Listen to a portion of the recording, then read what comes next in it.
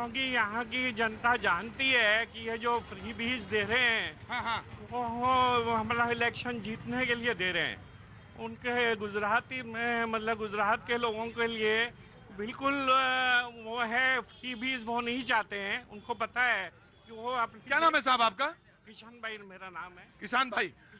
ईशान भाई क्या काम करते हैं आप? मेरा बिजनेस है, खुद का बिजनेस है। आपका खुद का बिजनेस है। ईशान भाई कहते हैं कि फ्री बीज जो है, जो रेवड़ी है, गुजरात की जनता नहीं चाहती। और मुझे अभी इशारा किया गया है कि मोदी जी जो हैं बीजेपी के ऑफिस में हैं, लिहाजा उधर चलना होगा। मुझे चलना भी चाहिए, जिस पे बात हो रही है उसको देखना भी चाहिए, सुनना भी चाहिए, यकीनन चलना चाहिए। चलिए साहब, उधर ही चलते हैं।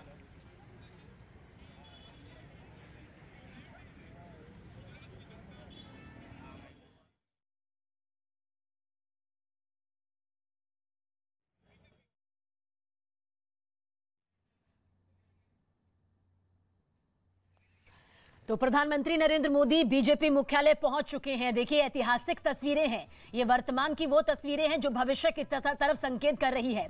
27 साल से बीजेपी सत्ता में रही और 5 साल इसमें और जोड़ दीजिए, यानी कि 32 साल अब सीधे सीधे गुजरात की जनता ने पूरा 7 कमल के हाथ में पकड़वा दिया है। और लगातार अब गुजरात में 7वीं बार बीजेपी की सरकार बनने जा रही है। 1995 से गुजरात की सत्ता संभाल रही बीजेपी देखिए किस तरह से इन ऐतिहासिक तस्वीरों के साथ आगे बढ़ती हुई नजर आ रही है। प्रधानमंत्री नरेंद्र मोदी, जिन्हें राज्य में अभी भी सिर्फ पीएम के तौर पर नहीं लिया जाता बल्कि उन्हें गुजरात का बेटा कहा जाता है। आप जब गुजरात वासियों से बात करते हैं तो स्थानीय लोग कहते हैं वो तो हमारे भाई हैं, हमारे बेटे हैं। और यही वजह है कि प्रधानमंत्री नरेंद्र मोदी इस वक्त बीजेपी मुख्यालय पहुंचकर अब वो जोश भरते हुए नजर आएंगे।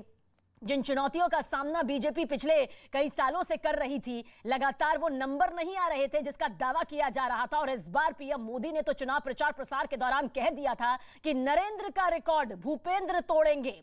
देखिए, गुजरात में पहली बार जब विधानसभा चुनाव हुए थे, इन तस्वीरों के साथ ये समझना जरूरी है, क्योंकि हम वर्तमान को जब सामने रखते हैं और भविष्य को समझने की कोशिश करते हैं तो इतिहास के पन्नों को पलटना जरूरी हो जाता है। ये जो विक्ट्री का साइन यहां पर प्रधानमंत्री नरेंद्र मोदी दिखा रहे हैं, उसके साथ आप समझिए कि गुजरात में पहली बार चुनाव 1960 में हुए थे। ये विधानसभा चुनाव थे जब 132 सीटों के लिए, तब 182 सीटें नहीं हुआ करती थी, 112 सीटों पर कांग्रेस जीती थी। और इसके बाद 1985 में भी कांग्रेस ने रिकॉर्ड तोड़ जीत हासिल की थी, 149 सीटें अपने नाम की थी। लेकिन अब प्रधानमंत्री नरेंद्र मोदी ने यह बता दिया है कि किस तरह से राज्य स्तरीय राजनीति से वो भले ही अलग होते हुए 2014 में देश के प्रधानमंत्री बने, लेकिन राज्य ने हमेशा उन्हें वही प्यार दिया, सम्मान दिया। और यही वजह है कि भले ही पिछली बार यानी कि साल 2017 के नतीजे 99 में रहे, दिहाई का आंकड़ा भी नहीं छू सके, लेकिन इस बार 156, आप समझिए, सिर्फ बीजेपी ने अपना ही रिकॉर्ड नहीं तोड़ा है,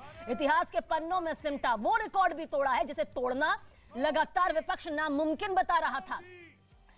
कांग्रेस ने 17, आप समझिए कि कांग्रेस किस तरह से वो राष्ट्रीय पार्टी जिसे उम्मीद थी कि वो एक बार फिर से यहां सत्ता में आएगी और सत्ता में भी नहीं आई तो मजबूत विपक्ष बनकर उभरेगी, पर ऐसा मुमकिन नहीं हो पाया। और आम आदमी पार्टी जिसे लेकर बार बार त्रिकोणीय मुकाबला कहा जा रहा था, बीजेपी की तरफ से मिशन 0 चलाया गया आम आदमी पार्टी को रोकने के लिए, केजरीवाल को रोकने के लिए, वो भी यहां पर कामयाब होता हुआ दिखाई दिया। ये तस्वीर आप देखिए, प्रधानमंत्री नरेंद्र मोदी बीजेपी मुख्यालय पहुंच चुके हैं। 2012 के नतीजे भी बता देते हैं, क्योंकि जब तक आप पिछले नतीजों को नहीं समझेंगे, आज की इस भव्य तस्वीर को समझना, ऐतिहासिक तस्वीर को समझना यकीनन मुश्किल हो जाएगा। तो 2012 के नतीजे, जब बीजेपी को 115 सीटें मिली थी, कांग्रेस को 61 सीटें मिली थी। 5 साल बीते, 2017 आया, 2017 के नतीजे सामने आए जहां पर बीजेपी को 99 सीटें हासिल हुई, यानी कि 115 से बीजेपी 99 में आ गई। सरकार बनी, लेकिन मलाल जरूर रहा कि आखिर कमी क्या रह गई, कहां वो नीतियां रह गई, कहां जनता के बीच में वो भाव नहीं आ पाया जो सीटें कम हो गई।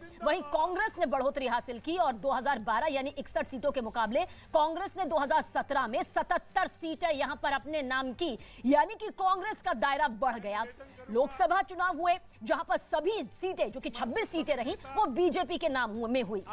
बीजेपी समझ गई कि राष्ट्रीय राजनीति के तौर पर तो जनता का साथ पूरी तरह से मिल रहा है, लेकिन राज्य स्तरीय तौर पर अभी बहुत सी चुनौतियां हैं, बहुत से वर्ग हैं, बहुत से समुदाय हैं जिन्हें साधना भी बाकी है, जहां तक पहुंचना भी बाकी है। गौरव यात्रा के जरिए देखिए किस तरह से आदिवासी इलाकों तक भी बीजेपी पहुंची, वो भी सभी के सामने है। सौराष्ट्र भी एक बड़ी चुनौती रही, पाटीदार आंदोलन भी बड़ी चुनौती रही।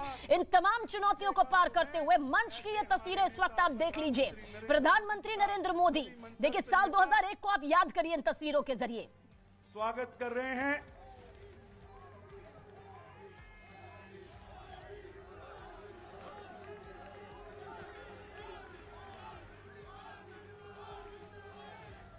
तो मंच की इन तस्वीरों के जरिए साल 2001 का जिक्र हमने इसलिए किया क्योंकि यहीं से इसी के बाद मोदी युग की शुरुआत हुई। 2001 में भूकंप आया, वो सभी की आंखों के सामने रहा। इसके बाद कई उपचुनावों में बीजेपी की निष्क्रियता सामने आई, हाथ सामने आई, लेकिन आज